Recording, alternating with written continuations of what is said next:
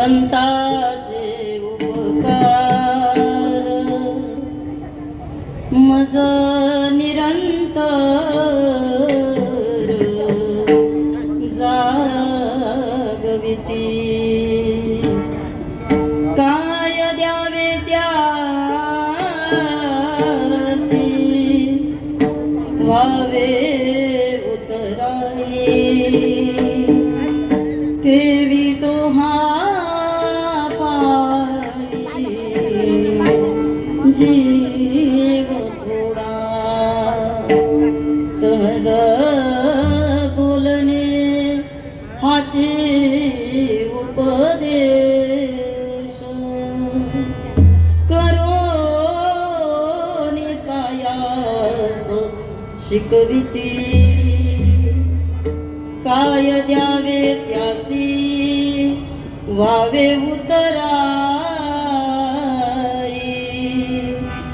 देवी तो हा पायी जीव थोडा तुका म्हणे वत्स धेनु वेच चित्ती तैसे मज येती सांभाळीत काय द्यावे त्यासी व्हावे उतराई ठेवी तो हा पायी जीव थोडा विठ्ठल विठ्ठल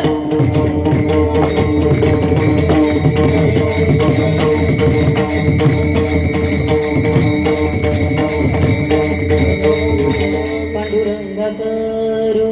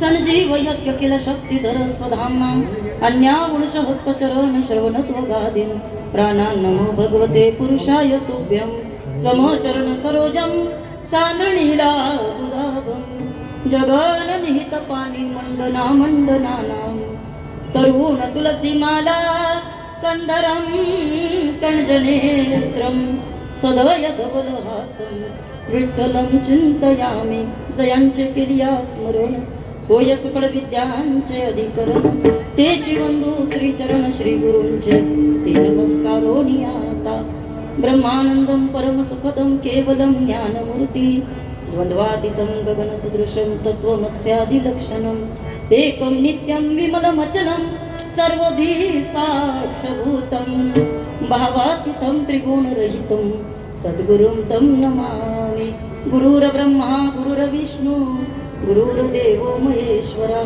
गुरु साक्षात् परब्रह्म तस्मै श्री गुरुवे नमः नमो ज्ञानेश्वरा नमो ज्ञानेश्वरा नमो ज्ञानेश्वरा नमो ज्ञानेश्वरा नमो ज्ञानेश्वरा नमो ज्ञानेश्वरा नमो ज्ञानेश्वरा नमो ज्ञानेश्वरा नमो ज्ञानेश्वरा नमो ज्ञानेश्वरा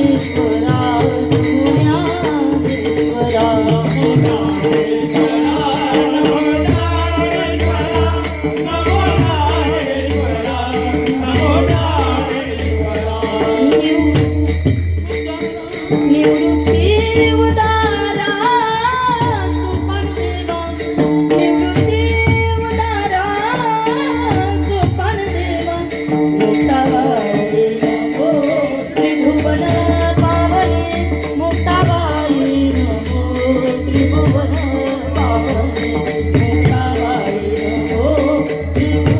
निवृत्ती उदारा सुपनदेवा मुक्ताबाई नमो त्रिभुवन पावने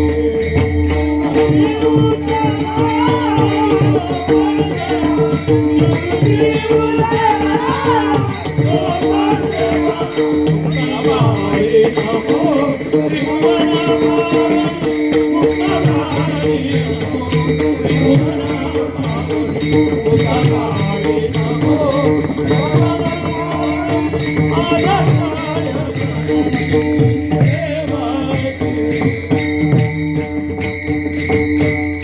आद्यात्रय जननी देवाची नमो ज्ञानेश्वर निवृत्ती उदार सोपान देवा मुक्ताबाई नमो त्रिभुवन पावनी आद्यात्रय जननी देवाची मुक्त कैवल्य तेजोनिधी भगवान श्री ज्ञानोपराया जगद्गुरु श्री संत तुकोबराया आदी करून सर्व संतांच्या चरणी साष्टांग अभिवादन करते मायबाप श्रोत्यांना वंदन करते आणि या कीर्तन रूपी सेवेला सुरुवात करते कीर्तन रूपी सेवेकरता गायलेला अभंग देहूचे सुप्रसिद्ध साधू वैराग्याचे मूर्तिमंत पुतळे जगद्गुरु जगदमान्य जगदव्यापक श्रीमंत श्री जगद्गुरु तुकोबराय यांचा 4 चरणाचा वारकऱ्यांच्या परिचयाचा पाठ्यातला संतपर प्रकरणातील संतांची महती सांगणारा उपकार सांगणारा फोड असा अभंग विठ्ठल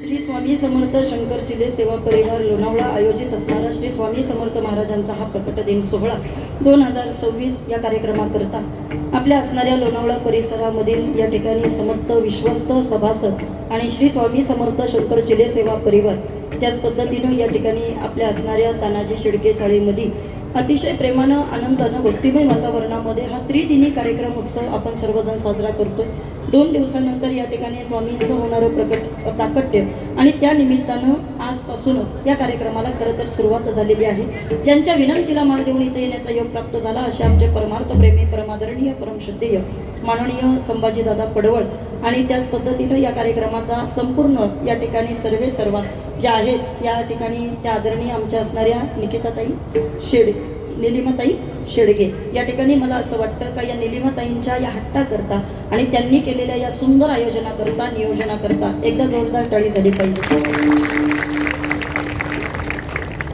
थांबा त्याला चालू करू दे विठ्ठल विठ्ठल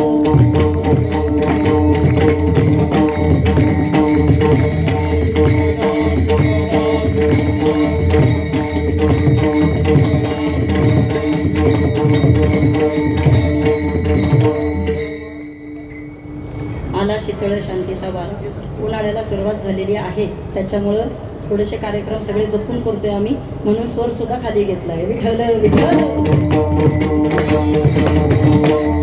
ऐका सर्व उपस्थितांचे मान्यवरांचे या ठिकाणी आभार व्यक्त करते. ज्ञानोबराया तुकोबराया आणि श्री स्वामी समर्थ महाराज जशी बुद्धी देतील तसं या अभंगावरती एक निरूपण करण्याचा प्रयत्न करणार आहे. ऐका, या अभंगाच्या माध्यमातून जगद्गुरु तुकोबराया आपल्याला संतांची महती सांगतात.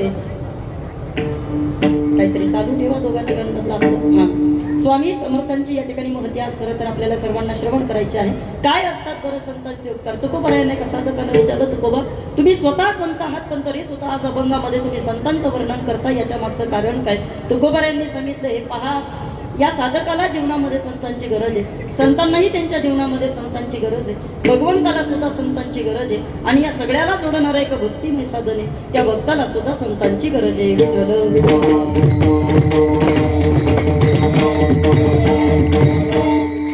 ऐका, तुकोबरायांनी अभंगाच्या माध्यमातून त्या साधकाचं समाधान केलं आणि सांगितलं, पहा, या जीवनामध्ये जर संत आपल्याला मिळाले नसते तर कदाचित परमार्थाची वाट तुम्हाला आम्हाला सापडली नसते. आणि म्हणून तुकोबराया सांगतात, काय सांगू आता संतांचे उपकार. आम्ही काय बाबा या संतांचे उपकार सांगायचे? काय केलं सुख तुकोबा या संतांनी तुमच्या आयुष्यामध्ये? महाराज सांगतात ते, मज निरंतर जागविते. या संतांनी आम्हाला वेळोवेळी जाग करायचं काम केलं. वेळोवेळी त्यांनी आम्हाला या ठिकाणी काय केलं तर केवळ आणि केवळ दिशा दाखवण्याचं काम केलं. पुढं गेल्यानंतर तुकोबराया म्हटले, खरं सांगू का, संतांच्या जीवनामध्ये इतके उपकार आहेत का त्यांच्या पायावरती जर आपण जीव जरी ठेवला तरी सुद्धा आपण त्यांच्या उपकारात ऋणी होऊ शकत नाही. महाराज सांगतात ते, काय द्यावे त्यासी वावे उतराई, ठेवी तो हा पायी जीव थोडा. विचारलं तुकोबराया, खरंच संत असे असतात का? खरंच संत जीवावरती इतकी कृपा करतात का? आणि खरंच त्या संतांकडनं आपल्याला हे सगळं शिकायला मिळतं का? तुकोबराया म्हटले, त्यांचं सहज बोलणं जरी असलं तरी सुद्धा ती एक शिकवण आहे. तुम्ही ऐकताय सगळेजण, महाराजांची भाषा आहे. महाराज आपल्याला असं सांगतात, सहज बोलणे हित उपदेश. ऐका, सहज जरी बोलले तरी ते आपल्या हिताचं बोलून जातात, सहज जरी बोलले तरी साधकाला उपदेश करूनच जातात. आणि जर कुणी ऐकत नसेल तर करोणी सायास शिकविती, मग मात्र सायासानं शिकवण्याचा प्रयत्न करत असतात. आणि मग तुकोबरायांना विचारलं, तुकोबा आता तुम्ही आम्हाला इतकं सगळं संतांच्या बाबतीमध्ये सांगितलं, समाधान वाटलं संत असे असतात आणि समाधान वाटलं संत जीवनामध्ये इतकी क्रांती करत असतात, पण आम्हाला सांगा ना, असं काय आहे एखादं उदाहरण तुमच्याकडे देण्याकरता? महाराजांनी ते उदाहरण दिलं आणि सांगितलं, तुका म्हणे वत्स देनू वेच चित्ती, तैसे मज येती सांभाळीत. अशा पद्धतीनं गाय आपल्या वासराची काळजी घेते आणि त्या वासराकरता या ठिकाणी गाय जशा पद्धतीनं कष्ट घेत असते ना, त्या पद्धतीनं संत आमच्या जीवनामध्ये आमची काळजी घेतात. जेव्हा जेव्हा वेळ मिळेल त्या त्या वेळेला ते आमचा सांभाळ करत असतात. नवे नवे मी त्याहीपेक्षा पलीकडे सांगेल, माय बापांना सुद्धा जमणार नाही इतके उपकार खरं तर संत आमच्यावरती करत असतात आणि हे उपकार आम्ही फेडू शकत नाही. याच्याकरता काय द्यावे त्यासी वावे उतराई, ठेवी तो हा पायी जीव थोडा. अभंगाचा वावर्त कीर्तनाला सुरुवात. विठ्ठल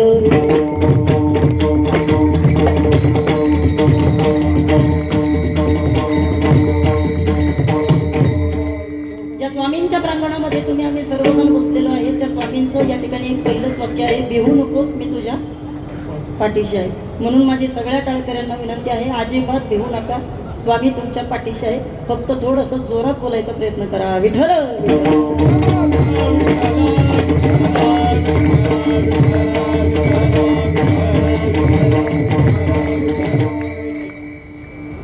यावं लागतं त्याला जीव असं म्हटलं जातं, येतात त्याला संत असं म्हटलं जातं आणि आणावं लागतं त्याला भगवंत असं म्हटलं जातं. बऱ्याच वेळेला वेगळी वेगळी चिंतनं, वेगळी वेगळी कीर्तनं तुम्ही सर्वांनी या ठिकाणी श्रवण केलेली आहेत.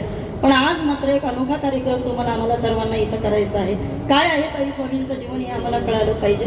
ब्रह्म, विष्णू आणि महेश या तिघांमधनं ज्यांची उत्पत्ती झाली त्यांना भगवान दत्तात्रय असं म्हटलं जातं.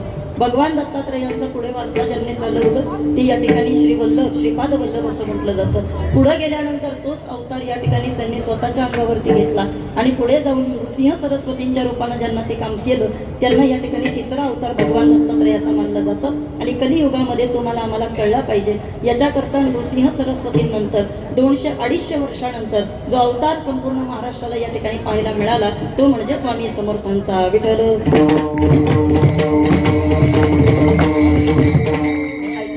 मी सुरुवातीलाच वाक्य सांगितलं, जर संत आपल्या जीवनामध्ये नसते तर कदाचित तुम्ही आम्ही स्वतःला माणूस म्हणून घेऊ शकलो नसतो. तुम्ही ऐका बरं सगळेजण, ऐका. या कलियुगामधलं हे सगळं वाहतं वारं पाहिल्यानंतर आपल्या प्रत्येकाच्या लक्षात येतं, कलियुग बेठा मार कुंडली, जाऊ तो मी कहा जाऊ, अब हर घर में रावण बैठा, इतने राम कहा से लाऊ, तब थी दासी एक मंथरा, अब घर घर में पाओ, अब हर घर में रावण बैठा, इतने राम कहा से लावू. या कलियुगाचं वाहतं वारं पाहतोय. त्यावेळेला रावण एक होता, आता घरोघरी झाले. त्यावेळेला मंथरा बाबा एक होते, आता घरोघरी झाल्या. खरं आहे का? बोला ना, तुम्हाला काय वाटतं? मंथरा आणि कैकई फक्त तेवढ्या रामायणापुरताच मर्यादित होत्या, आता मंथरा आणि कैकई राहिली नाही का? तुम्ही लई टेन्शनमध्ये दिसताय मला सगळे. बोला ना पटकन जरा माझ्या बरोबर सगळे. काय वाटतं तुम्हाला? साधं लॉजिक आहे. डापळ मम्मी सांगू का तुम्हाला? ऐका. मंथरेचं ऐकते ती कैकई आहे, आणि मंथरेचं ऐकून या ठिकाणी घर फोडायचा जो सल्ला देते ती मंथर आहे. नीट ऐका बरं का. जी घर फोडायचा सल्ला देत असते, समजून जायचं ती मंथर आहे. मंथरा म्हणजे तुम्ही तिकडं लगेच जाऊ नका रामायणामध्ये. अशा कितीतरी मंथरा अजून सुद्धा आहेत, हे फक्त आपल्याला कळलं पाहिजे. लोक फक्त याच्या त्याच्यावरती खपून घेतात वा, नाहीतर जे करायचं तेच करतात. विठ्ठल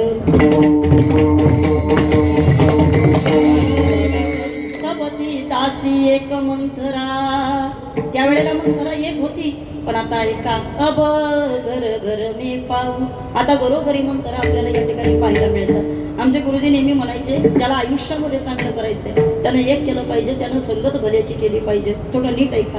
मोठ्याच्या सानिध्यामध्ये राहिल्याचा एक फायदा होतो दादा. कोणता फायदा होतो? जो व्यक्ती मोठ्याच्या संगतीमध्ये राहत असतो तो बिना कष्टानं आपोआप मोठा होत असतो. एक सोपं वाक्य सांगते ऐका. भल्याच्या संगतीमध्ये गेल्यानंतर माणसाचे दुर्गुण जरी असले तरी ते दुर्गुण सुद्धा लपून जातात. खरं आहे का?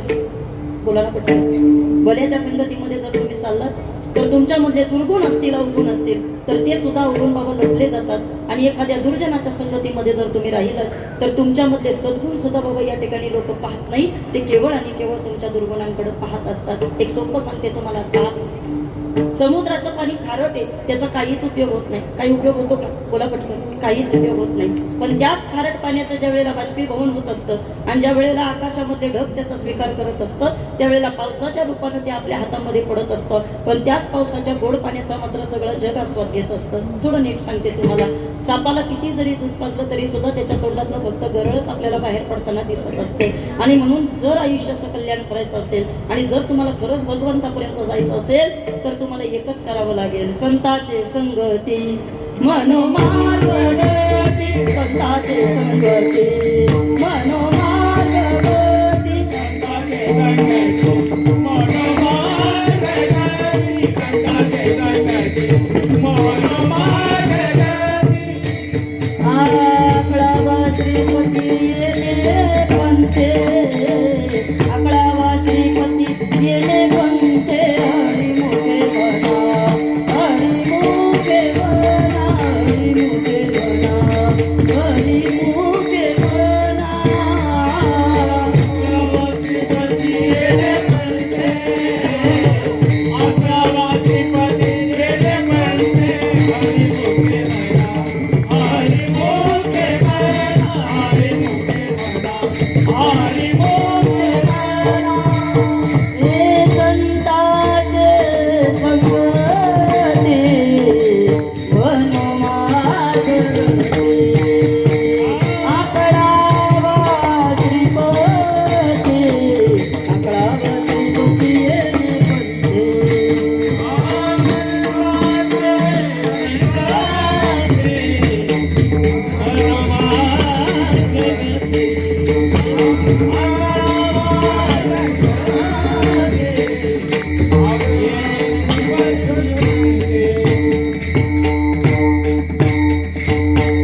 आयुष्याचा उद्धार करायचा आहे. संतांशिवाय पर्याय नाही बाबा, संतांशिवाय पर्याय नाही. तुमची संगत चांगली असली पाहिजे, त्याच्यावरनं तुमचं मोठे पण ठरते. अजून सोपं बोलू का? तुम्हाला आवाज येतो ना माझा? महिला वर्ग इकडे पास सगळे झाले. काय झालं? रांगेमध्ये अशी सोन्याच्या पिढीची दुकानं होती बाबा, आणि सगळ्या सोन्याच्या पिढीच्या दुकानाच्या तिथं त्याच गल्लीमधनं एक असा भिकारी रस्त्यानं चाललेला होता. त्या गल्लीतनं असा एक भिकारी रस्त्यानं तिथनं चाललेला होता. त्या भिकाऱ्याला पाहिल्याच्या नंतर एका सराफाच्या मनामध्ये काय आलं काय माहिती, तो त्याच्या दुकानामधनं त्या भिकाऱ्याकडे पाहिलं आणि तो सराफ तिकडनं दुकानातनं बाहेर आला. बाहेर आल्याच्या नंतर मात्र त्यानं त्या भिकाऱ्याला हाताला धरलं आणि त्या भिकाऱ्याला सांगितलं, म्हटले काय रे दादा, ओळखलं का तुला मी कोण येते? त्यानं सांगितलं नाही ओळखलं साहेब, तुम्ही कोण आहात ते? त्यानं सांगितलं अरे काय बोलतोस तू? अरे लहानपणी आपण दोघं सुद्धा एकाच शाळेमध्ये होतो आणि आई या ठिकाणी मला माहीत नाही तुझी परिस्थिती अशी का झाली, आज तू या अवस्थेमध्ये काय हे मला माहीत नाही, पण तरी सुद्धा मी तुझ्या चांगल्या गुणांमुळे मात्र मी तुला ओळखतोय. आई मला माहिती आहे, तुला आठवतंय का? त्यानं त्याची ओळख सांगितली दादा आणि ओळख पटल्याच्या नंतर मात्र त्यानं सांगितलं हो अरे पण तू एवढ्या वर्षानंतर सुद्धा मला कसं काय लक्षात ठेवलं? अरे बस का, मी तुझा मित्र आहे म्हणून तुला लक्षामध्ये ठेवलं. ऐका बरं, ही दोघं जण आतमध्ये बसून, दुकानदार होता ना, त्या दुकानदाराला जुना मित्र भेटला आणि जुना मित्र भेटल्यानंतर त्याला इतका आनंद झाला, जिथं तो बसायचा त्याच्याच बाजूला त्यानं तिथं त्या आपल्या मित्राला बसवलेलं होतं. आता इकडं पहा सगळेजण, लोणावळ्याच्या सगळ्या लोकांनी उत्तर द्या. ही दोघं जण आतमध्ये इथं संभाषण करतात. ते सुंदर असणारं या ठिकाणी सोन्याचं सगळं दुकान आहे. सराफ आपल्या मित्रांसोबत बोलतोय, मित्राला समाधान वाटतंय का मी गरीब असून सुद्धा माझा या ठिकाणी मित्र मला तितकी किंमत देतोय. पण आजूबाजूची लोक जेवढी पाहत होती, तुम्हाला काय वाटतं त्यांची काय चर्चा चालू असेल? बाबा बोला ना पटकन, काय वाटतं तुम्हाला काय चर्चा चालू असेल? कुणी सुद्धा त्यातला असं म्हणत नव्हतं का तो त्याचा मित्र असेल, कारण आपल्या प्रत्येकाला माहिती आहे गरीब आणि श्रीमंताची कधी मैत्री होते का? बोला की पटकन, ती मैत्री कधीच होत नाही. मग वाटेनं चालणाऱ्या प्रत्येक माणसाची वेगळी वेगळी चर्चा चालू होती. एक जण म्हणत होता हा नक्कीच भिकाऱ्याच्या वेशामध्ये आलेला कुणीतरी या ठिकाणी नक्कीच मोठा एखादा साहेब अधिकारी असणार आहे, हिऱ्यांची दागिन्यांची तस्करी चालू असणार आहे आणि त्याच्याकरता हा भिकाऱ्याच्या वेशामध्ये येऊन इथं सर्वे करत असणार आहे. एक जण पुढे आला, तो म्हटला अरे असं नसणार आहे, आई तुला माहिती आहे का काय असणार आहे? हा कुणीतरी मोठा स्मगलर असणार आहे आणि नक्कीच यानं भिकाऱ्याचा वेश धारण केला असणार आहे आणि स्वतःच्या झोळीमध्ये यानं मोठी मोठी सोन्याची बिस्किट. नाही कळलं तुम्हाला? ऐका ना वारकरी बाबा, खरं काय होतं हे कुणाला माहित होतं? फक्त भिकाऱ्याला माहित होतं. ऐका, पण तरी सुद्धा त्या भिकाऱ्याला या ठिकाणी सगळ्या लोकांनी पाहताना मात्र तर्कवितर्क लावले. त्याच्या पुढे कुणी भिकारी या एकाही तुलनात नाही का त्याच्या आलं नाही का तो भिकारी असेल म्हणून. प्रत्येकानं आपले आपले तर्कवितर्क लावले. कुणी म्हटलं त्याला तो साहेब असेल, कुणी म्हटलं त्यानं वेश परिधान करून आलेला एखादा तो स्मगलर असेल. पदव्या मोठ्या दिल्या याच्या मागचं कारण आहे संगत मोठ्याची केली विठ्ठल. मनुष्यानं त्याच्या जीवनामध्ये बाबा तर्कवितर्क सुद्धा थोडे चांगले लावले पाहिजे. एक हिंदीतलं वाक्य जाता जाता कीर्तनातून घेऊन जा. काय झालं ऐका, एक बार एक व्यक्ति समुद्र के पास गया. उसने समुद्र से कहा कि हे समुद्र, तुझमें अगर खारापन ना होता तो कितना अच्छा होता. तुम्ही ऐकताय सगळे, ऐका. वही व्यक्ति आगे जाकर एक कोयल के पास रुक गया. उसने कोयल से कहा कि हे कोयल, तू कितना सुंदर गाती है, तेरी आवाज में कितनी मिठास है, लेकिन अगर तू काली ना होती तो कितना अच्छा होता. वही व्यक्ति आगे जाकर एक गुलाब के पास रुक गया. उसने गुलाब से कहा कि हे गुलाब, अगर तुझ में कांटे ना होते तो तू कितना अच्छा होता. आता उत्तर ऐका. वो तीनों जन मिलकर, कौन कौन? वो सागर, वो चिड़िया, वो कोयल और वो गुलाब, वो तीनों जन मिलकर उसी आदमी के पास गए और वो तीनों ने कहा कि हे आदमी, तुझ में अगर दूसरों की बुरियां देखने की आदत ना होती तो तू कितना अच्छा होता. माणसानं आयुष्यामध्ये बाबा दुसऱ्याचं कधी पाहत बसू नये. त्यानं स्वतःला या ठिकाणी सुधरवण्याचा प्रयत्न आयुष्यभर केला पाहिजे. आणि हा सुधरवण्याचा मार्ग जर कुठं असेल तर तो केवळ आणि केवळ संतांपाशी आहे. संताविन प्राप्ती नाही, हा संताविन प्राप्ती नाही.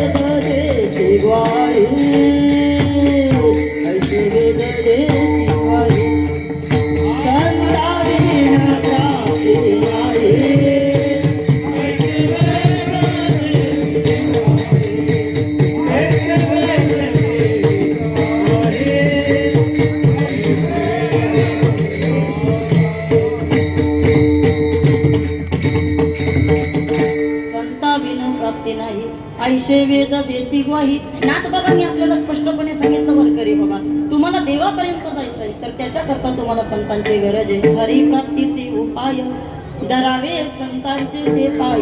या देहावरती जीवाची कृपा व्हावी, याच्याकरता सगळ्यात महत्वाचं काम जर कोणी करत असेल तर ते संत करतात. त्याची माझे हित करीती सकळ जेणे हा गोपाळ कृपा करे. या जीवावरती देवाची कृपा व्हावी वारकरी बाबा, त्याच्याकरता संत काम करत असतात. एका साधकानं वैकुंठवासी प्रातस्मरणीय गुरुनाम गुरु जगन्नाथ अण्णांना प्रश्न विचारला, अण्णा माणसानं नेमकं काय झालं पाहिजे? तुम्ही ऐकताय सगळे वारकरी. काय विचारलं? अण्णा माणसानं नेमकं काय झालं पाहिजे? म्हणजे त्यानं गुणवंत झालं पाहिजे का त्यानं धनवंत झालं पाहिजे? अण्णा म्हटले, एखादा व्यक्ती गुणवंत नाही झाला तरी चालेल, एखादा व्यक्ती धनवंत नाही झाला तरी चालेल, पण एखाद्या व्यक्तीनं जर काही व्हायचंच असेल तर त्यानं पुण्यवंत व्हायचा विचार केला पाहिजे. काय? त्यानं पुण्यवान व्हायचा विचार केला पाहिजे. सांगेल तुम्हाला, पहा आपल्या मराठी भाषेमध्ये एक म्हण आहे, स्वतःचं ठेवायचं. बरंच येते की तुम्हाला? हा, इकडेच आजचा क्राऊड जरा इकडे जास्त आहे ना, म्हणून थोडंसं इकडं आपल्याला हे पटकन कीर्तन कळणार आहे माझं. ऐका, आता आपल्या लोकांना एक सवय बाबा, आपण स्वतःमधले दुर्गुण कधी दाखवत नाही. आपण केवळ आणि केवळ या ठिकाणी दुसऱ्यांच्या चुका काढण्यामध्ये आयुष्य घालवत असतो. उम्रभर गाली यही भूल करता रहा, धूल चेहरे पे दी और आई ना साफ करता रहा. आयुष्यभर माणसानं बाबा आरशाला नावं ठेवली, पण स्वतःच्या चेहऱ्यावरची धूळ मात्र माणूस पुसायला विसरून गेला. संत आपल्याला या ठिकाणी सावध करतात की बाबा रे, आयुष्यामध्ये तुमचा आमचा उद्धार झाला पाहिजे, याच्याकरता हे नरदेहाचं सार आणि हे भांडवल आपल्याला मिळालं. भगवंतानं या ठिकाणी तुम्हाला आम्हाला स्पष्टपणे सांगितलं. ऐका, 3 जणांचे उपकार आहेत तुमच्या आमच्यावरती, आणि या तिघांच्या उपकारातनं तुम्हाला आम्हाला ऋणी व्हायचंय. एक, पहिले उपकार बाबा भगवंताचे. काय उपकार आहे? जेणे हा जीव दिला दान, तयाचे करील चिंतन, जग जीवन नारायण गाईल गुण तयाचे, तो या भिवरेच्या तेरी. वारकरी बाबा, पंढरपूरला जो विटेवरती हा या ठिकाणी आपला कटेवरती कर ठेवून जो उभा आहे ना, त्या विटेवरच्या मालकाचे तुमच्या आमच्यावरती उपकार आहे. काय उपकार आहे? त्यानं पाहिलं नाही हो पुढे जाऊन आपण काय करणार आहे, त्यानं बघितलं नाही पुढे जाऊन आपण कसं वागणार आहे, नाही कळलं तुम्हाला बाबा. पण तरी सुद्धा त्यानं तुम्हाला अनमोल किमतीचा या ठिकाणी हा नरदेह हा सास देऊन टाकला. हे भगवंताचे उपकार आहे. चला पुढे ऐका, आपल्यावरती मायबापाचे उपकार आहेत. का बरं? मायबापानं तुम्हाला आम्हाला हा मृत्यूलोक दाखवण्याकरता आपल्या स्वतःच्या या ठिकाणी उदरामध्ये जागा दिली. हे मायबापांचे उपकार आहेत आपल्यावरती. आणि त्यानंतर या ठिकाणी जर कोणाचे उपकार आपल्यावरती असतील तर ते अर्थात संतांचे उपकार आहेत आपल्यावरती. ताई काय हो तुम्ही म्हणता आम्हाला संतांनी उपकार केले, संतांनी उपकार केले. संतवीर बंडातात्या कराडकरांच्या कीर्तनातलं वाक्य, संतवीर बंडातात्या कराडकर असं म्हणतात की जर ज्ञानोबा तुकोबांचे विचार आपल्या माणसांमध्ये नसते, जर ज्ञानोबाचं ज्ञान नसतं, तुकोबारायांचं वैराग्य जर माणसांमध्ये नसतं ना, तर कदाचित प्रॉपर्टी करता आपण एकमेकांचे लचके तोडले असते बाबा. आपल्याला काय कळलं असतं? आपण जगू सुद्धा शकलो नसतो. इथं रोज आपण या ठिकाणी नको त्या बातम्या आपण ऐकतोय. ऐका, आपल्याला एकही चांगली बातमी ऐकायला मिळाली नसती जर ज्ञानोबा आणि तुकोबा आपल्यात नसते तर. सांगू तुम्हाला सोपं, संपूर्ण रामायणामध्ये फक्त हनुमंतराय हे नाव तुम्ही फक्त बाजूला काढा, रामायणाला काही अर्थ राहतोय का पहा. रामायणाला अर्थच नाही बाबा. त्याच्या मागचं कारण आहे दास्यत्व निकट हनुमंत पै केले म्हणून देखिले रामचरण. ही संतांची जागा आहे जी हनुमंतरायानं स्वतः घेतलेली आहे, आणि त्या संतांशिवाय पर्याय नाही. म्हणून संपूर्ण रामायण आहे. विठ्ठल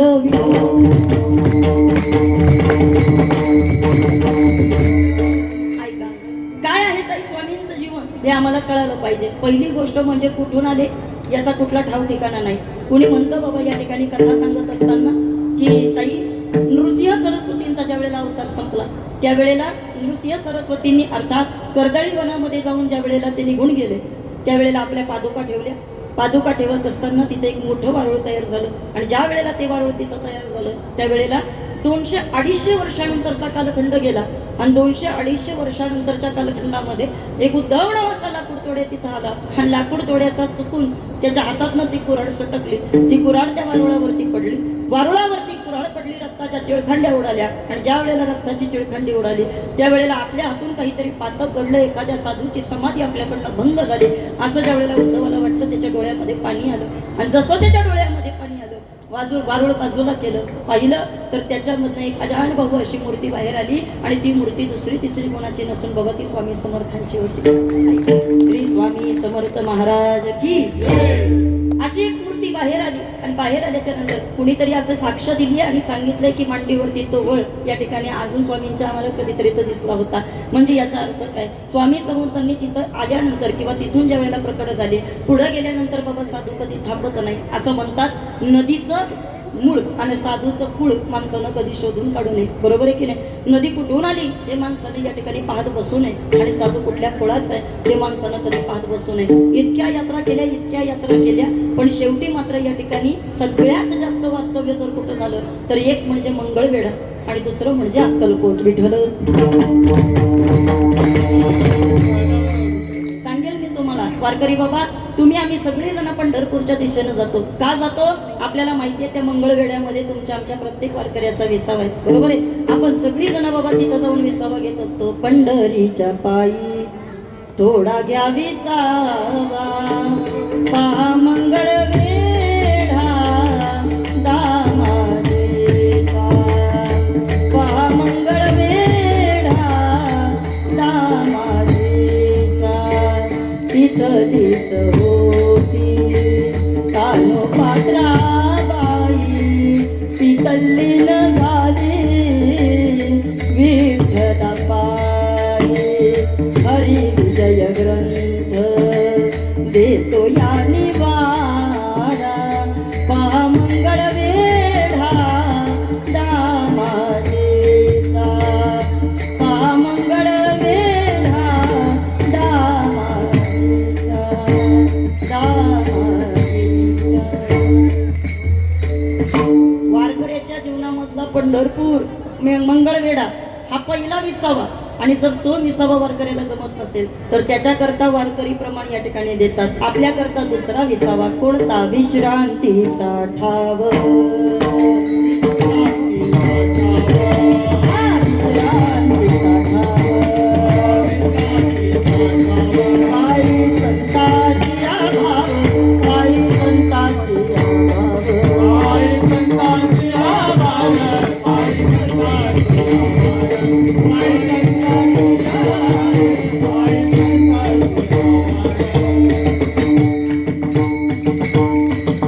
वारकऱ्याकरता वारकरी बाबा हा विसावा सांगितला. कुठला ऐका, विश्रांतीचा ठाव, पायी संताची भाव. काय आहे ताई तुमच्या संतांच्या पायाजवळ आम्हाला ते सांगा तरी, असं म्हणतात वारकरी बाबा. मंगळवेढ्यापासून ज्या वेळेला प्रवास निघाला तेव्हापासून या ठिकाणी स्वामी समर्थ ज्या वेळेला अक्कलकोटमध्ये आले. अक्कलकोट या शब्दाचा अर्थ कोणी मला सांगेल का? झोपले का काय बाबा? ऐकलं तुम्हाला? हा बोला ना. अक्कल एवढं तर कळलं असेल ना, बाकीचं जाऊ द्या ना. हा ऐका, जिथं अकलेचा सुद्धा बादशाह जिथं विराजमान आहे ना वारकरी बाबा, ते म्हणजे स्वामी समर्थ. त्या ठिकाणाचं नाव म्हणजे अक्कलकोट आहे. लक्षात राहू द्या. तुमच्या आमच्या सगळ्यांच्या बाबा मती तसं पाहिलं तर इथं मळ साचलाय प्रत्येकाच्या या ठिकाणी बुद्धीवरती. अजून सोपं बोलते तुमच्याशी. रामकृष्ण परमहंसांच्या जीवनामध्ये एक घटना घडली. रामकृष्ण परमहंसांनी एक दिवशी घरामध्ये बसल्यानंतर देवपूजा करत होते. पितळाची भांडी असायची पूर्वी देवपूजा करताना. बरोबर आहे की नाही? ऐका, पितळाचं भांडं पाहिलंय का तुम्ही? महिला वर्ग बोला की पटकन. पितळाचं तांब्याचं भांडं पाहिले. पूर्वी देवपूजा करताना तांब्या पितळाची भांडी असायची आणि मग तांब्याचा असं या ठिकाणी तामान असायचं पूर्वीच्या काळी. रामकृष्ण परमहंस ज्या वेळेला पूजा करत होते, पूजा करत असताना महिला वर्ग उत्तर द्या, तुमच्याकडनं उत्तर अपेक्षित आहे. तांब्याचं भांडं एरवी बाकीची भांडी आपण नुसती धुवून ठेवली आणि नितळायला ठेवली तरी सुद्धा चालतात, पण तांब्याचं आणि पितळाचं भांडं नुसतं धुवून ठेवून चालत नाही. मग ते पुसून ठेवावं लागतं. बरोबर आहे ना? घासून झालं धुवून झालं का मग ते पुसून ठेवावं लागतं. जर नाही त्यांनी पुसलं तर एखादा का होईना पण पाण्याचा डाग त्याच्यावरती तसाच राहतो की नाही? बरोबर आहे. तुम्ही काही घासत नाहीत का भांडी? घासता. अच्छा ऐका, सांगेल मी तुम्हाला. पहा, एरवी बाकीची भांडी बाबा कशीही घासा, ती धुवून ठेवली तर चालून जातात, पण तांब्याचं पितळाचं भांडं मात्र आपल्याला रोज घासून आपल्याला पुसून ठेवावं लागत असतं. ऐका, रामकृष्ण परमहंसांच्या शिष्याने विचारलं, म्हणले रामकृष्ण, रोज देवपूजा कशा करता करायची? काय गरज आहे रोज देवपूजा करत बसायची? ऐकताय तुम्ही सगळे? रामकृष्ण परमहंसांनी उत्तर दिलं आणि सांगितलं, वारकरी बाबा, रोज रोज देवपूजा याच्या करता करायची. घर जर 8 दिवस बंद राहिलं, त्याच्यात एकही पाहुणा राहत नसेल, कुणीच राहत नसेल, पण 8 दिवस जर ते बंद राहिलं तर त्याच्यावरती जाळ्या होतात. जाळ्या आतमध्ये काय होतात? जाळ्या होतात. आतून असा कुबट वास यायला सुरुवात होते. बरोबर आहे का? ऐका इकडं पा, आतमध्ये कुणीच नाहीये, पण तरी सुद्धा जर ते बंद राहिलं तर त्याच्यावरती जाळ्या येत असतात. रामकृष्ण परमहंसांनी उत्तर दिलं आणि सांगितलं, बाबा रे, आपलं मन सुद्धा या ठिकाणी असंच बंद आपण करून ठेवलंय आणि आतमध्ये याला इतक्या जाळ्या झाल्यात. बरं, त्या असं एक तांब्याचं भांड आहे का ज्याला नुसतं धुवून चालणार नाही आणि नुसतं या ठिकाणी फक्त धुवून आपण तसंच ठेवलं तर चालणार नाही. का? कारण त्याला आपल्याला रोज देवपूजा करून पुसून ठेवावं लागतं. तेव्हा कुठंतरी जाऊन आपल्यावरती सद्गुरू कृपा करत असतात. नीट ऐका, नुसतं धुवून त्याचा उपयोग नाही, मग त्याच्यावरती रोज या ठिकाणी त्याला बाबा कापडानं पुसावं लागणार आहे आपल्याला. ओले मृतिकेचे मंदिर, हात 6 जण उंदीर, गुंफा करता ती पोखर, याचा नका करू अंगीकार गा. स्वामींच्या जीवनामध्ये मला वाटतं चोळप्पा, बाळप्पा ही जी सगळी नावं आपण त्यांच्या शिष्य मांदियाळीमध्ये पाहतो ना, मला वाटतं त्यांच्यासारखी बाबा सेवा आपल्याला करता येईल की नाही मला माहित नाही. चोळप्पा पंढरपूरचा वारकरी असणारा माणूस, पण पंढरपूरची वारी करणारा चोळप्पा सुद्धा स्वामी ज्या वेळेला आले अक्कलकोटमध्ये त्यावेळेला कित्येक दिवस, असं म्हणतात बऱ्याच दिवस स्वामी पहिल्यांदा बाबा 3 दिवस तर अक्कलकोटमध्ये स्वामी उपाशी राहिले आणि 3 दिवसानंतर कोणाला काळजी आली तर म्हणे या ठिकाणी चोळप्पाला काळजी वाटली. चोळप्पानं घरी नेलं, म्हटले चला, म्हटले महाराज कुणीतरी या ठिकाणी तुम्ही साधू पुरुष दिसताय, घरी चला. स्वामीनं तोपर्यंत सांगितलं नाही आपण कोण आहोत काय आहोत ते, आणि मग ज्या वेळेला घरी नेलं त्यावेळेला खायला घातलं. पण ऐका, ज्याच्या घरी अगोदरच खायला काही नाही त्याच्या घरी अजून एखादं गिराईक जर वाढलं तर काय घरामधली माणसं बोलत असतील. मला वाटतं हे मी नको सांगायला तुम्हाला, बरोबर आहे का बाबा? जुन्या काळात आणि आत्ताच्या काळामध्ये फार फरक आहे. पूर्वीच्या काळी दुपारच्या वेळेला एखादा पाहुणा आपल्या घरी यावा आणि तो आपल्या बरोबर जेवण करत बसावं आणि गप्पा मारत जेवण व्हावं ही प्रत्येकाची पूर्वी इच्छा असायची. आणि आता जर दुपारच्या वेळेला जर जेवताना एखादा पाहुणा आला तर माणसं बाबा या ठिकाणी तो पाहुणा निघून गेल्यावर जीवाशी भाषा करतात. बरोबर आहे? बरोबर आहे? ऐका, बदलत चाललंय वारकरी बाबा हे सगळं कलियुग, आणि तुम्हाला आम्हाला थोडा प्रॅक्टिकली विचार करता आला पाहिजे. मी सांगेल तुम्हाला, घरामध्ये ज्या वेळेला स्वामींचं येणं झालं त्यावेळेला घरातली सगळी लोक या ठिकाणी म्हणत होते, कशाला याला घेऊन आले, कशाला या वेळेला घरामध्ये आणलं. का? कारण स्वामींचा स्वभाव मात्र या ठिकाणी अत्यंत पटकळ आहे, बोलणं मात्र या ठिकाणी अगदी तडकेफड आणि रोखठोक आहे. आणि साधूचं जीवन म्हणजे काय? काही घेणं देणं नाही बाबा. 30 गाव 30 गाव, साधूला 40 गाव. या घरामध्ये नाही कुणी आपल्याला जागा दिली तर साधूनं निघावं आणि त्यानं पुढच्या दाराला निघावं, कारण त्यांचा स्वभाव आहे काय? रुसलो संसारा सर्पहार विखार पांढरा, विखार पांढरा, सर्पहार विखार पांढरा, रुसलो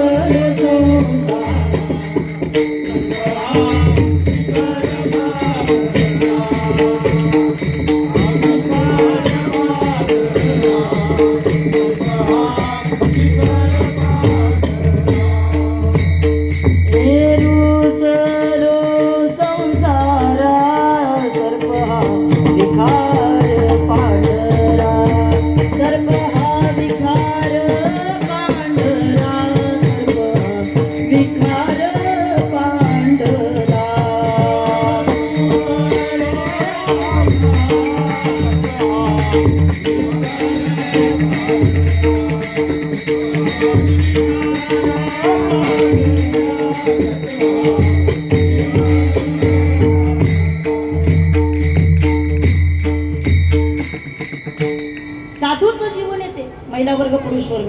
ऐका, मला खरं खरं उत्तर द्या आणि खरं खरं सांगा बरं, पूर्वीची माणसं श्रीमंत होती का आत्ताची माणसं श्रीमंत आहेत? बोला की.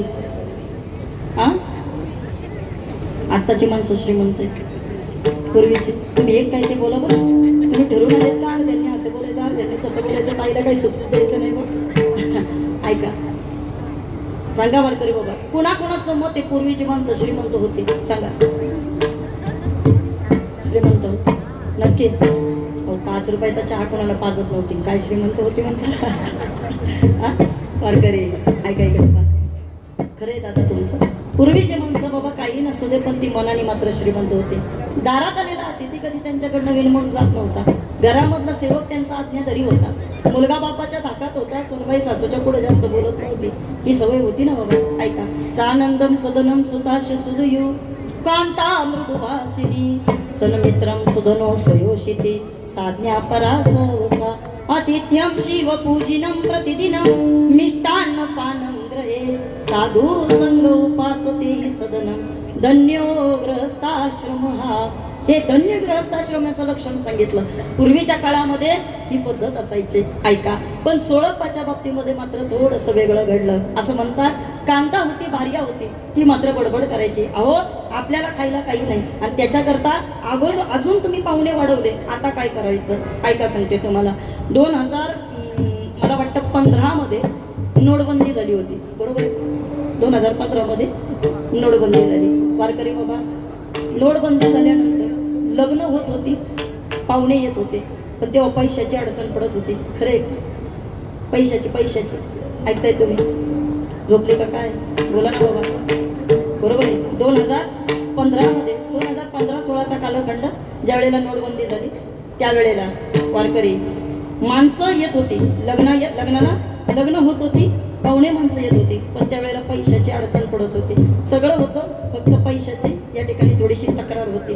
2022 मध्ये कोरोना आला. कोरोना माहिती आहे ना? त्या कोरोनाच्या वेळेला लोकांकडं पैसा होता, लोकांकडं सगळं होतं, पण त्यावेळेला लग्नाला पाहुणी येत नव्हती. खरे का? तुमच्याकडं कसं होतं? 4-4 माणसात लग्न लागले बा. हां, त्यावेळेची लग्न ज्यांच्यामध्ये कोरोनात ज्यांची लग्न झाली ना, ती सगळी लोक बाबा फार भाग्यशाली होती. ऐका सांगते. आणि आता एक 8 दिवसापासून 2026 मध्ये आपल्याला गॅस मिळत नाही. गॅस, बरोबर आहे ना? आणि जसा गॅस आपल्याला मिळत नाही, आता माणसाकडं पैसा आहे, लग्न सुद्धा माणसांची चालू आहेत, पण लोकांची आता इच्छा आहे की फक्त पाहुणे जरा कमी आले तर बरोबर होईल. काय झाली परिस्थिती? चोळप्पाच्या बाबतीमध्ये तसं घडलं. चोळप्पानं या ठिकाणी आपल्या पत्नीकडे पाहिलं आणि सांगितलं, बाई कोण जातो कोणाच्या घराला, काय ज्याचा त्याला नाही धंदा. साधून आपल्या घरी आलं, हे खरं तर आपलं भाग्य आहे बाई. अगं साधू कोणाच्याही घरी जात नाही, तुम्ही नीट ऐका. साधू ज्याच्या घरी या ठिकाणी स्वतःहून जात असतात, समजून जायचं बाबा ते त्या घराचं खरं तर सौभाग्य. साधू कडं ज्या वेळेला एखादा व्यक्ती जात असतो त्यावेळेला समजून जायचं बाबा हे त्याच्या स्वतःचं भाग्य. ऐका, साधू ज्याच्यावरती कृपा करत असतो, समजून जायचं ते त्याचं महत् भाग्य आहे. आणि साधूनं जर तुम्हाला एखादा उपदेश केला तर समजायचं बाबा ते तुमचं परम भाग्य आहे. आणि हे सगळं कळून ज्याला साधू कळत नाही ना, समजायचं ते त्या व्यक्तीचं दुर्भाग्य आहे. विठ्ठल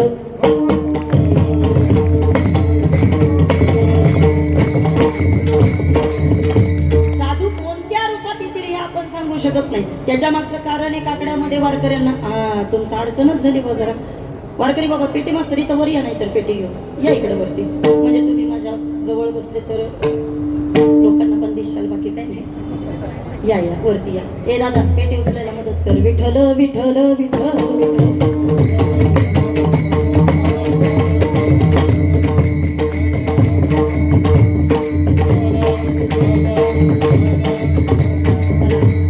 साधू कुठल्या वेशामध्ये येतात बाबा ते कळत नाही. कलियुगामध्ये तरी आपण एखाद्याला भगवी कपडे घातल्यानंतर साधू म्हणू शकतो, पण पूर्वीच्या काळी साधूची व्याख्या फार वेगळी होती. देशवेश नव्हे माझा सहज फिरत आलो. देश नाही वेश नाही बाबा, काही नाही. आणि स्वामींचा वेश आपण या ठिकाणी प्रत्येकानं पाहिलेला आहे. दिगंबर अवस्थेमध्ये या ठिकाणी स्वामी असायचे, पण तरी सुद्धा त्या अवस्थेमध्ये जिथं जिथं ते राहिलेत ना, तिथं तिथं त्यांच्यावरती कृपा करायची काम केली. किती परीक्षा घेतली बाबा चोळप्पाची. आणि त्याच्यानंतर या ठिकाणी परीक्षेमध्ये उतरले. आणि उतरल्याच्या नंतर स्वामीनं सांगितलं, अरे जो माझ्या परीक्षेमध्ये उतरतो त्याला कधी काही कमी पडत नाही. थोडं बारकाईनं ऐकलं तर तुमच्या लक्षात येईल. महिला वर्ग इकडं पहा. पुरुषापेक्षा बाईचं मन बाबा या ठिकाणी जास्त चंचल आहे. आणि तिचं मन कधी कुठल्याच गोष्टीनं समाधानी होत नाही. ती दुसऱ्याच्या घरात गेली तरी बाबा नुसती टीव्ही बघ, फर्निचर बघ, कपाट्याच बघ, किचनच बघ, सारखं चालूच असतं बाबा. तिचं समाधानीच नाही बाबा तिचं. परत दुसऱ्याचं घ्यायचं घरी येऊन भांडायचं हे शिकवलंय कुणी बघ. ऐका, माणूस आपल्या दुःखानं दुःखी नाहीये. सांगते तुम्हाला, पहा, मला असं सांगायचंय तुम्हाला, भगवंतानं आपल्याला क्लिअर सांगितलेलं आहे की तुम्ही ज्याची इच्छा करताय, नीट ऐका, तुम्ही ज्याची इच्छा करताय ना, परमात्मा ते तुम्हाला देऊ शकत नाही. आणि तो जे देतोय तुम्ही त्याच्यामध्ये समाधानी नाहीयेत. मग काय केलं पाहिजे? आम्ही सांगा ना ताई आम्हाला, आम्ही ते करत जाऊ. एक करत जा, त्यानं जे दिलं त्याच्यामध्ये समाधानी राहण्याचा प्रयत्न करत राहा. ठेविले अनंते तैसेची रहावे, ठेविले अनंते तैसेची रहावे.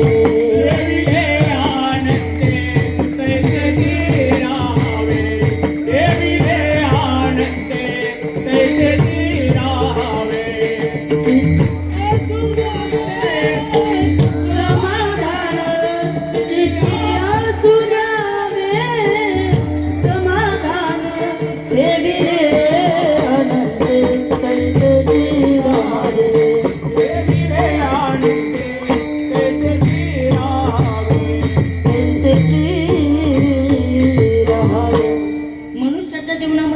बाबा मोह वाईट नाहीये. इकडं पहा सगळेजण, जेव्हा सृष्टीची निर्मिती झाली ती 3 गुणांच्या तत्वावरती झाली. एक सत्वगुण आहे, दुसरा रजगुण आहे आणि तिसरा तमोगुण आहे. माणसाचा मोह वाईट नाहीये. सांगेन मी तुम्हाला, अर्जुनाला जो मोह झाला तो सात्विक मोह आहे असं म्हणतात. द्रोणाचार्याला मोह झाला तो राजस मोह आहे आणि धृतराष्ट्राला मोह झाला तो मात्र तामस मोह आहे. थोडं नीट ऐका, तुमच्या लक्षात येईल मोह वाईट नाहीये. आणि जर मोह वाईट असता तर तुकोबराया म्हटले असते का, ऐसे आवडते मना देवा पुरवावी वासना. मोह वाईट नाहीये, पण तुमचा मोह कशा करता येते तुम्हाला कळालं पाहिजे. एक वाक्य आहे अगदी सुंदर आहे, साई इतना दीजिए जिसमें कुटुंब समाये, मैं भी ना भूखा रहूं ना मेरे घर से कोई भूका जाय. ऐका, दारात आलेला अतिथी बाबा कधी विनमुख जाता कामा नये. आमची आजी सांगायची, बाई सिलेंडरवाला जरी या ठिकाणी तुझ्या दारात आला ना, कमीत कमी त्याला पाणी तरी विचारत जा. एखादा पोस्टमन, आता नाही येत पोस्टमन म्हणायला, पण ऐका, ती म्हणायची एखादा पोस्टमन जरी दारामध्ये आला पण कमीत कमी त्याला चहा तरी विचारत जा. का? ऐका, कोण जातो कोणाच्या घराला, काय ज्याचा त्याला नाही धंदा. कोण कोणाच्या घराला जातो बाबा, पण जर आपल्या दारामध्ये कुणीतरी येतंय तर आपल्याकडनं त्याची सेवा घडली पाहिजे. जुन्या लोकांचा इतका बाबा स्वभाव छान होता, ती लोक म्हणायचे साधू संत येते घरा तोची दिवाळी दसरा. बस, अरे दुसरा दिवाळी दुसरा दसरा आहे कोणता?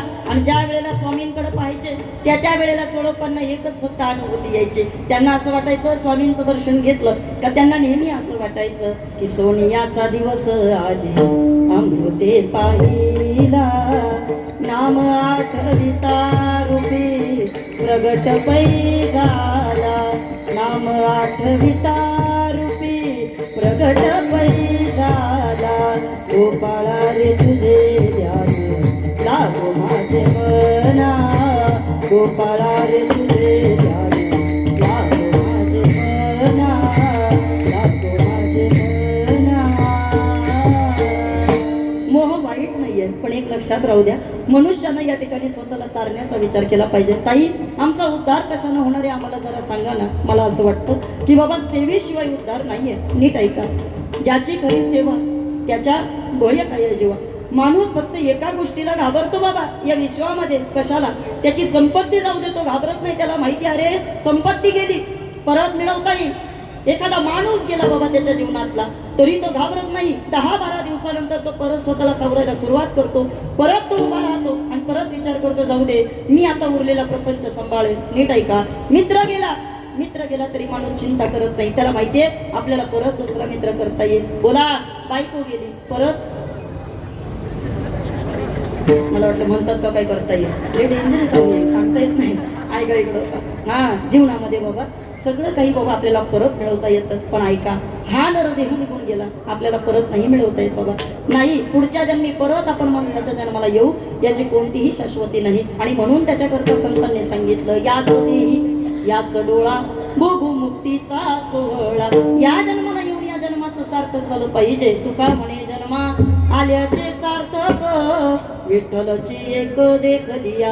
या जन्मामध्ये येऊन परमात्म्याला पाहायचंय, या जन्मामध्ये येऊन आणि जिवंतपणे बाबा मृत्यूचं भय घालवायचं असेल तर त्याच्याकरता तुम्हाला आम्हाला गरज आहे ती म्हणजे संतांचे. कारण नुसता स्वामीचा तारक मंत्र म्हटलं तरी माणूस बाबा या ठिकाणी मृत्यूच्या भयापासून लांब जातो. विठ्ठल विठ्ठल.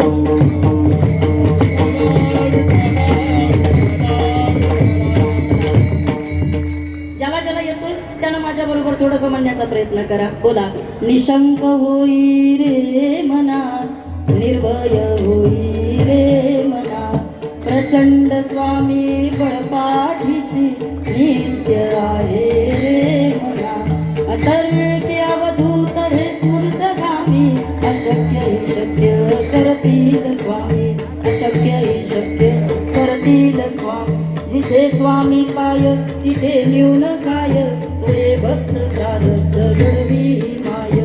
आते विन काळ नाने इत्याला, परलोकी ना भीती कयाला, अशक्य हे शक्य करतील स्वामी. उगाची भीतोसी वय हे पडू दे, जवळी उभी स्वामी शक्ती कळू दे. जगी जन्म मृत्यू असे खेळ ज्याचा, नको घाबरू तू असे बाळ ज्याचा, अशक्य ही शक्य खरा होई जागा श्रद्धे सहित, कसा होशी त्या बिन तू स्वामी भक्त. आठव कितीदा दिली त्यांनीच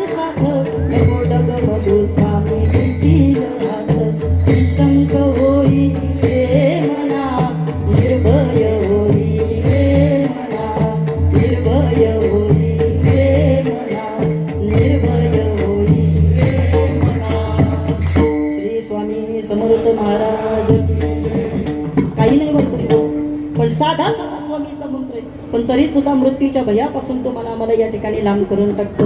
इथं बसलेल्या प्रत्येकाला विचारा स्वामींची अनुभूती काय असते ते. इथं बसलेल्या प्रत्येकाला विचारा.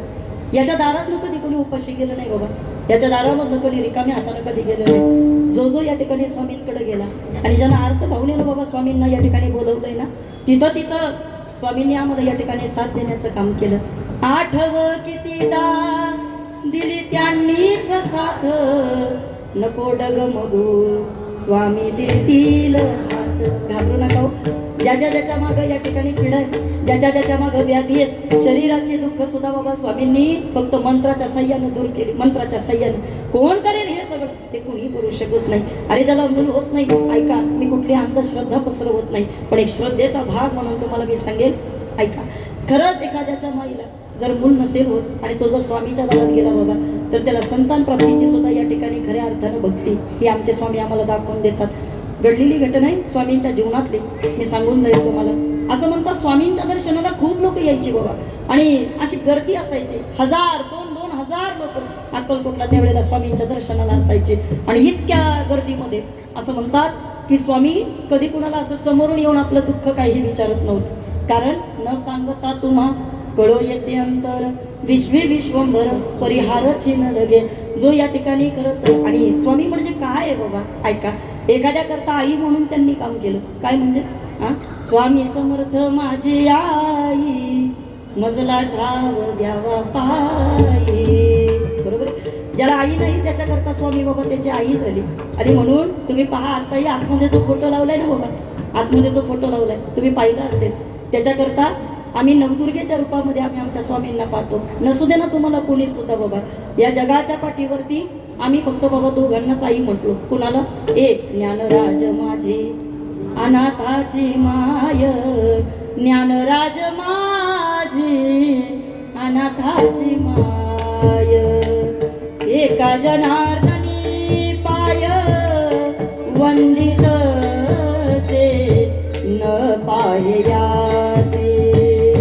कुळाचा विचार न पाहया कुळाचा विचार, कुळाचा विचार. वारकऱ्यानं आईच्या रूपानं ज्याला पाहिलं ती म्हणजे आमच्या वेशवाची असणारी माऊली, कैवल्य साम्राज्य चक्रवर्ती माऊली महावैष्णव ज्ञानोबराया. आणि स्वामींच्या भक्तांनी ज्याला आई नाही ना त्यानं आईच्या रूपामध्ये कुणाला पाहायचं. वारकरी बाबा अशी कोणती व्यक्ती हो का जे आपल्या भक्ता करता बाबा या ठिकाणी स्वतः लुगडं नेसायची तयारी करते. माझ्या विटेवरच्या मालकानं बाबा लुगडं नेसलं वहिनी उघडादार हाका मारे. ज्या वेळेला बाळांपण करायचंय आणि त्या वेळेला या ठिकाणी लुगड्यामध्ये माझा विटेवरचा मालक गेला. स्वतःचं पितांबर त्यानं सोडून दिलं आणि विटेवरच्या मालकानं लुगडं नेसलं. आणि ऐका, अजूनही इथं बसलेल्या कित्येक महिला आहेत, नाही ताई आमच्या जीवनामध्ये आई, पण या लुगड्यामध्ये या ठिकाणी आम्ही जेव्हा स्वामींना पाहतो ना त्या वेळेला आमच्या आई जणू काही आमच्या जवळ आहे का काय आम्हाला असा भास होत असतो. का? कारण जिथं जिथं आपल्याला काही न्यून पडतं तिथं तिथं स्वामी आमच्या सोबत राहतात. जिथे न्यून काय ऐका, तिथं तिथं आम्हाला स्वामींचे पाय फक्त जवळ घेत असतात. पडून राही न तये ठाई, उगाची संताची ये पायी, न मागे न करी काही तुझी अनगा विठोबा. हजारोच्या गर्दीमध्ये स्वामी कधी कोणाला बोलू देत नव्हते बाबा. पण असं म्हणतात एक कर्नाटकावर एक कुटुंब तिथं आलेलं होतं आणि एक कोकणातलं एक कुटुंब स्वामींकडे तिथं त्या वेळेला गेलेलं होतं. जे कर्नाटकामधनं कुटुंब आलेलं होतं 18 विश्व दारिद्र्य असणारं ते कुटुंब होतं. किती? 18 विश्व दारिद्र्य. 2 मुलं 1 मुलगी सोबत आणि ते कर्नाटकातलं कुटुंब एक तेली समाजाचं सामान्य घर. आणि ते कुटुंब ज्या वेळेला स्वामींच्या समोर जाऊन गेलं त्यांना फक्त एकच सांगायचं होतं, स्वामी आमची दरिद्री कधी दूर होईल. नीट ऐका बरं. आणि कोकणामधनं जे परिवार तिथं गेलेलं होता ते फक्त एका गोष्टी करता गेलेलं होतं की आमच्याकडं सगळे फक्त पोटी संतान नाहीये आणि आम्हाला संतान कधी होईल. ऐकताय तुम्ही सगळे? ऐका, या दोन्ही परिवार तिथंच उपस्थित आहे. या हजारोच्या गर्दीमध्ये तिथं स्वामी एक ठिकाणी बसले. वटवृक्षाच्या खाली एक स्वामींनी बसावं आणि त्या वटवृक्षाच्या झाडाखाली बसून सगळे लोक बाबा तिथं स्वामींच्या दर्शना करता यायचे. कोणाला बोलायची हिंमत नाही, पण स्वामी चेहऱ्यावरनं बाबा प्रत्येकाचे भाव जाणत होते. ऐका, जो कर्नाटकामधून आलेला परिवार आहे स्वामींनी आवाज दिला असं म्हणतात त्यावेळेला बाळप्पा तिथंच होते. बाळप्पा कायम त्यांच्यासोबत असायचे आणि बाळप्पाच्या जेवढ्या परीक्षा स्वामींनी पाहिल्या तेवढ्या संपूर्ण चरित्रामध्ये कुणाच्या परीक्षा स्वामींनी पाहिल्या नाही. सगळ्यात जास्त परीक्षा बाळप्पाच्या घेतल्या. पण आता ऐका, शेवटी परीक्षा घेतल्याशिवाय बाबा देव भेटत नाही, कायम लक्षात राहू द्या.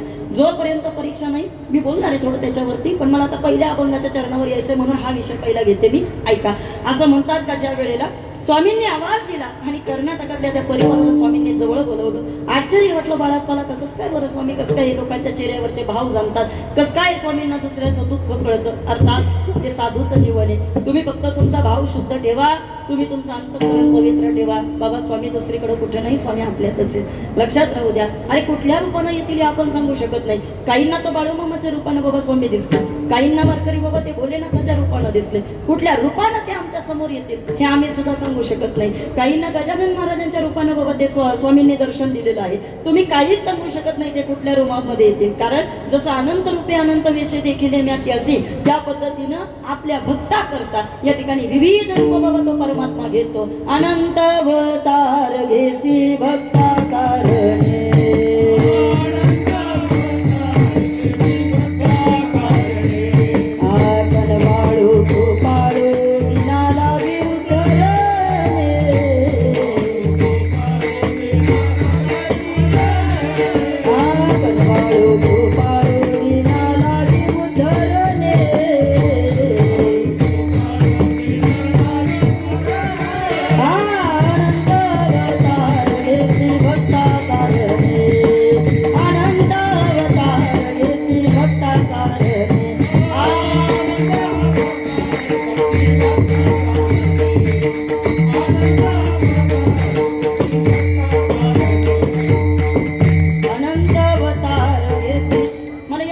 पाहिजे होतं.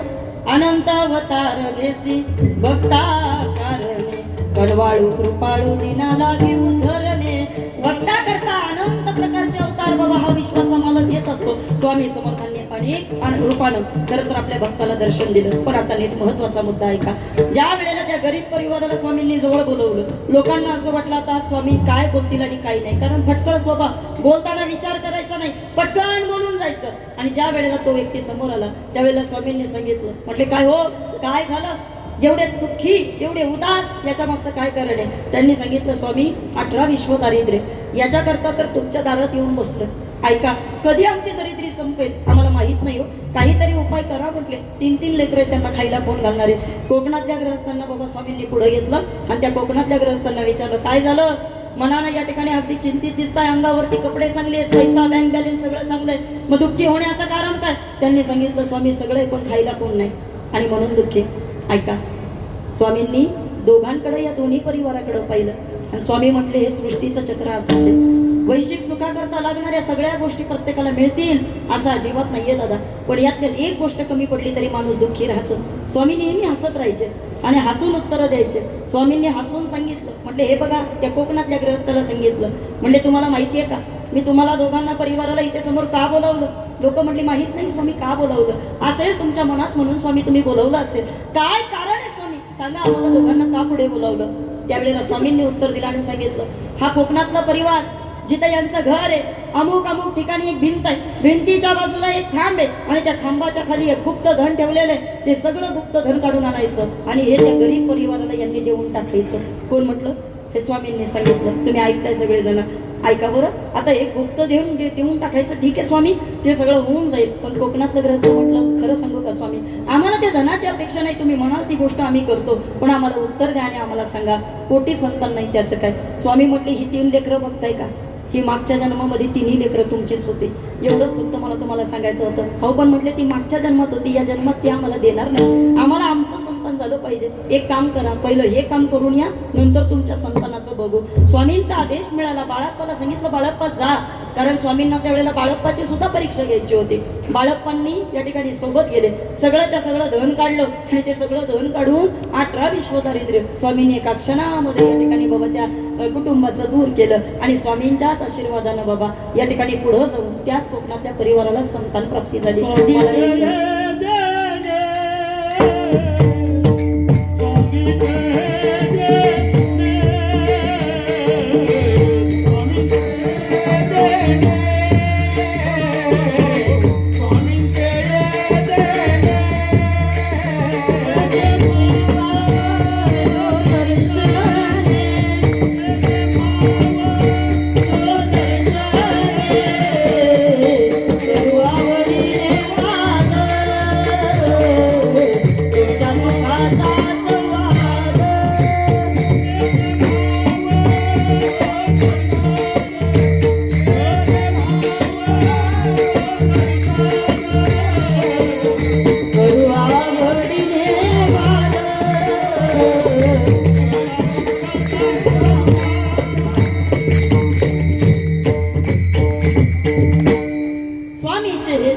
बाबा हे सगळं देणं स्वामीच असल्यामुळं अर्थात दोन्ही परिवाराला समाधान या ठिकाणी देण्याचं काम केलं. पण ऐका, ज्याला जे जे पाहिजे ते प्रत्येक गोष्ट बाबा संत देतात. संत सज्जनी मांडिले दुकान, जे जया पाहिजे ते आहे रे. मुक्ती मुक्ती दुखाच साठी, कोणी तयाकडे न पाहे रे, कोणी तयाकडे न पाहे रे. वाचत जाऊ त्याच्या गावार प्रिया, सुख देईल संतांच्या दारामध्ये कुणी उपाशी जात नाही. ताई, काय आहेत तुमच्या संतांचे उपकार आता तरी सांगा. वेळ संपत आली म्हणून तुकोबांनाच विचारा, तुकोबा सांगता ते. काय सांगू आता, काय सांगू आता संताचे उपकार, काय सांगू आता संताचे उपकार. काय काय सांगू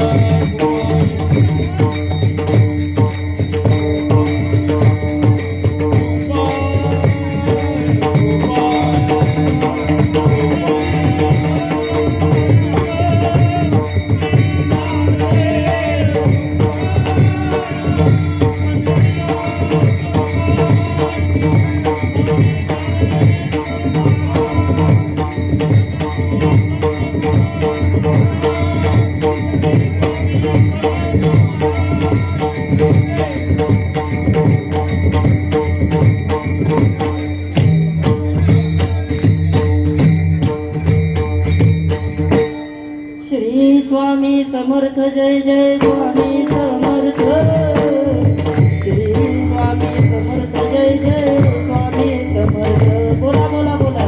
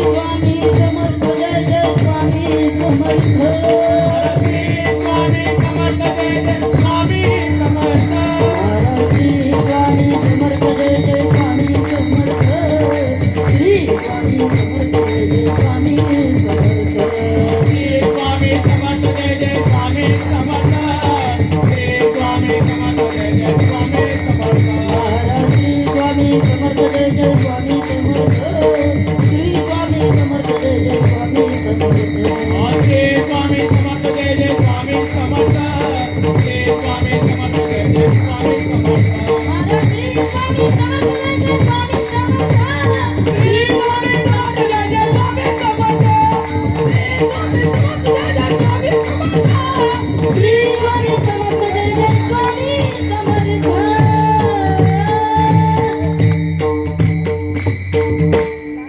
स्वामी समर्थ महाराज की स्वामी समर्थ महाराज की अवधूत चिंतनम श्री गुरुदेव दत्त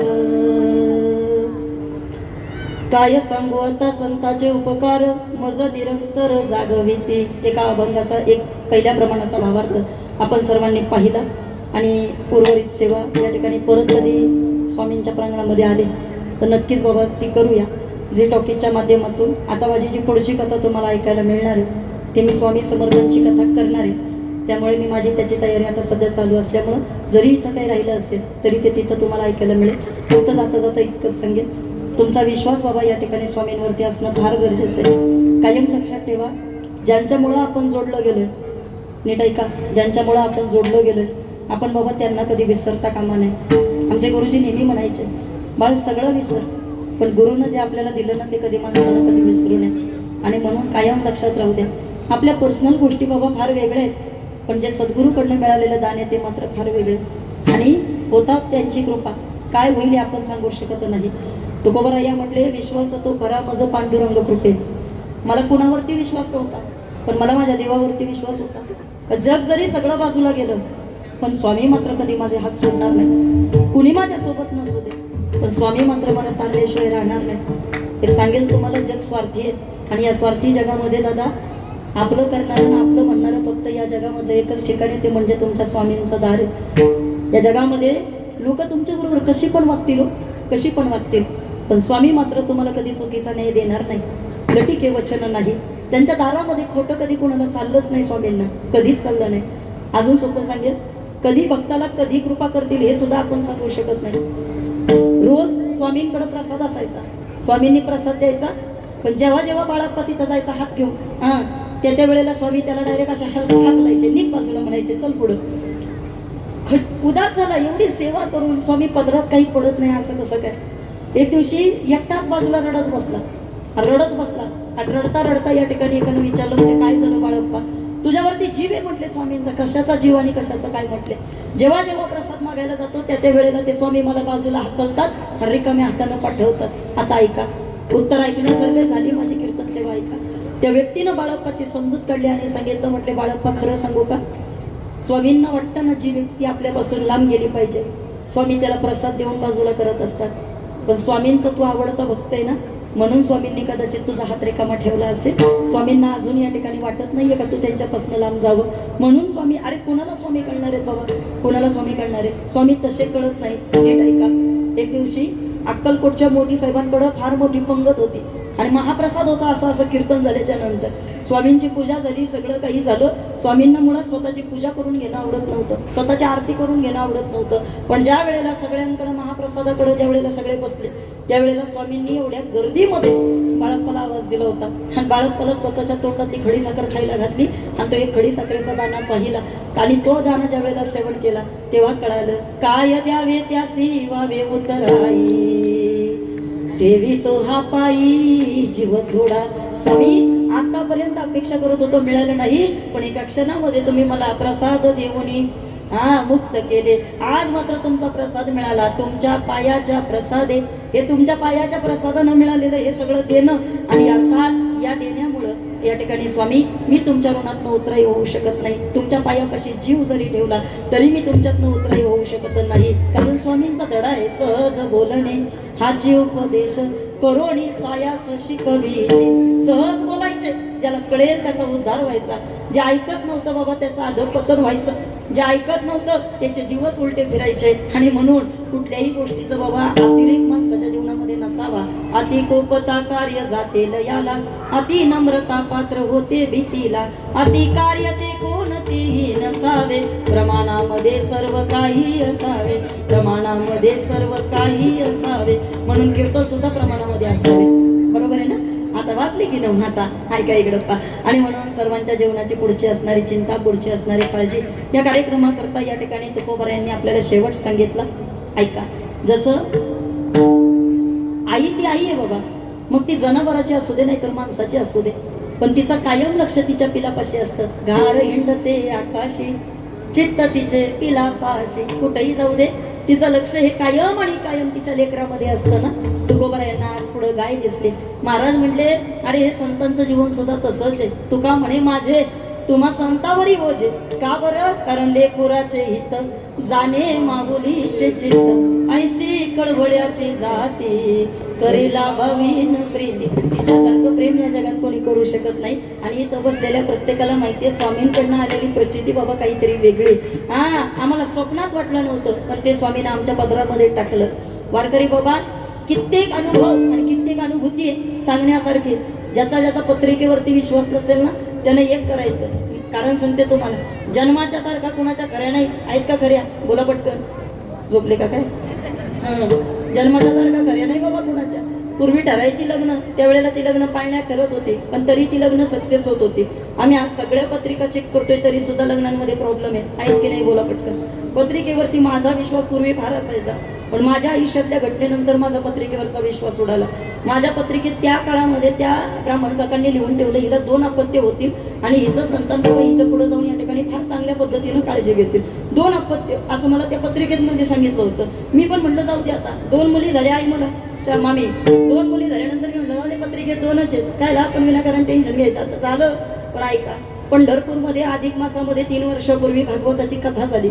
स्वामी समर्थ महाराजांचा मठ आहे मोशीला, आणि त्या मोशीच्या कुलकर्णी काकानं माझी कथा ठेवली तिथं. त्या काकांनी मला लेखच मानली माझी, म्हणजे मी त्यांची मान असले.